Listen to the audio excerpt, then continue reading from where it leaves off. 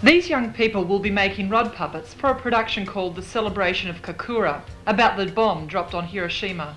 The puppets are held up by a thickly tied piece of rag at the back of the head. Only one rod is used on one hand. These puppets are quite different from those we've seen so far because they use an actor's stage in performance. The feet of the puppet are tucked into the toes of the puppeteer, and it is all in view of the audience. Simon Fisher has designed these rag puppets because they are so easy to make. Because the puppet is waist level and everyone is a different height, you must take this into account when cutting up your main piece of material. Another smaller piece is needed for the arms.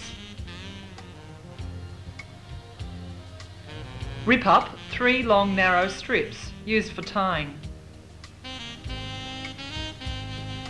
Roll the medium strip up into a long sausage shape and tie into loose knots at each end.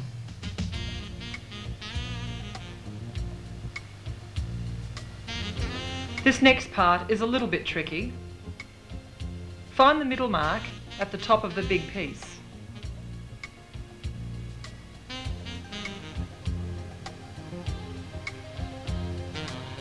Then fold each side towards the middle like this in a concertina style. This then is the head.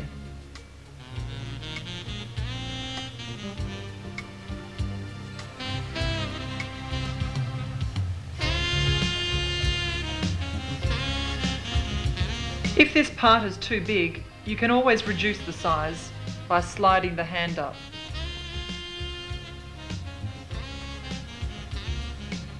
Next, tie one of the strips around it.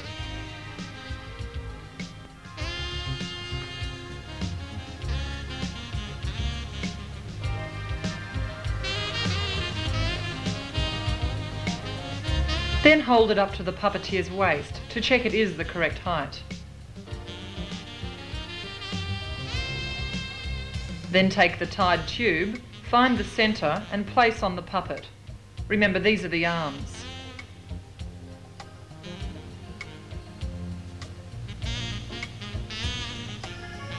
Cross the thin strip over the arms to tie them in place.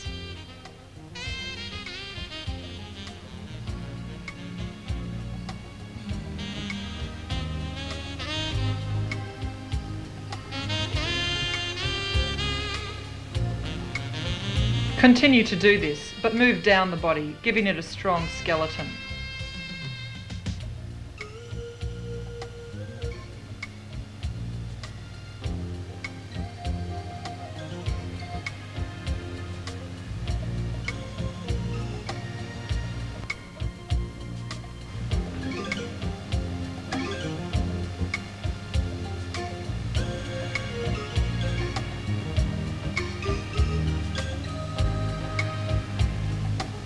Slit the centre of the body and rip.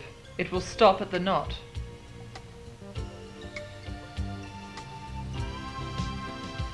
Each of these then becomes legs. Roll each up and tie into a knot.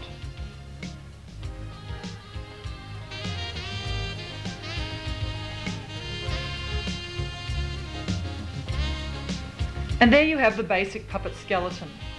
Now decide what shaped head you want. If you place a head into the cow shape, you'll end up with a peasant look. Or for these stylised Japanese puppets, the head is folded up and tontine is placed onto it, followed by a piece of material wrapped around the head.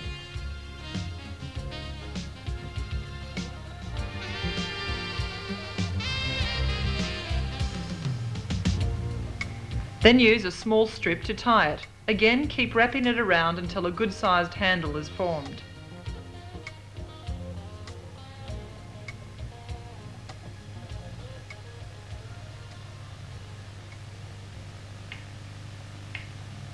Then trim.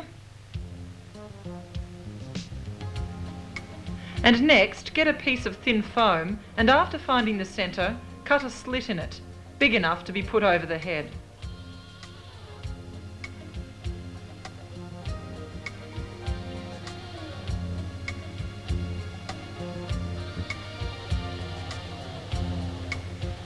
Fold the front over the back and use another strip to tie it. And there we have the finished skeleton of a rag rod puppet. This is, I'm just playing at the moment, but given that I've just been able to find that in the scrap box, you know, just putting that on, it's going to... Makes it like miniskirt. Makes the... Yes, it does, doesn't it? But what I can do is I can put something... Or that's just like an underskirt. That might be... Another thing over. Or that might be on top of a really long skirt. I mean, who knows? But on the other hand, you know, I could say, all right, well, what it might not be a really skirt. Let's have a look and see if it's a good collaring thing. Who knows? That's very Piero clownish, isn't it? So that's probably not quite what I want. But you see, depending on what costume you choose, you know, you can create all sorts of characters. Here you've got the basic skeleton. Where you're going to take the character now is up to you. You know, it doesn't have to be just one layer of clothes. It can be a number of layers. That's not really quite long enough. So obviously my rectangle needs to be longer. Oh, that's a good piece for a skirt. I just take that. If I take a long rectangle like that, I can tuck it in up underneath that bodice, put the second bodice, that bodice on top of it and drag it in like that, right? And I've got some kind of skirt. If you want, but now you'll find that skirt, if you look around the back, there's no skirt. So if you want to have it going right round, what I do is I cut two rectangles, put the one on the back and fold it round to the front, then take the front one and put it over that and fold it round to the back, and then just tie it in place. We need to do hair. Just cut up hundreds and hundreds and hundreds and hundreds and hundreds and hundreds and hundreds and hundreds of strips. You can then, by just bunching it together and mucking around with it, you'll end up with a very nice bunch of hair there.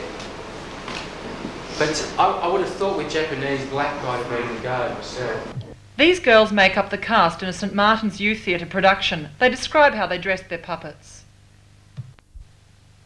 First we tied the skirt. Yeah, we'd tie the skirt on, like we'd find different scraps, and we found, for instance, these purple leggings, we found it was already in a tube, so we just cut it and put it over the legs. And we just mainly tied and pinned things, like the ribbons on the chest. We kind of pinned those ribbons on the chest in different patterns, so it would look more like a top, because we couldn't really find an appropriate top. And then we made a couple of velvet capes, and just the hair was just black velvet cut into strips.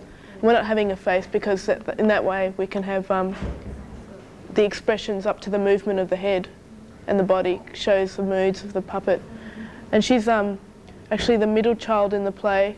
Maiko. Her name's Maiko. She's a Japanese little girl. And we're starting to do feet, and you just get a little bit of foam and cut a hole in it and put it through the material and tie a knot at the other end, and then we're doing a little thong on it. So you put that between your toes and you can see the little feet move as you move.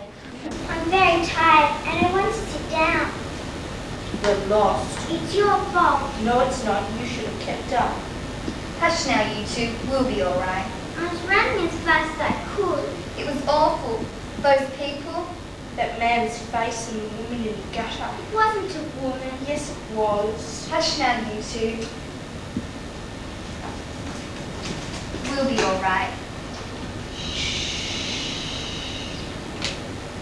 If the radiance of 1,000 suns were to burst at once into the sky, that would be like the splendor of the mighty one.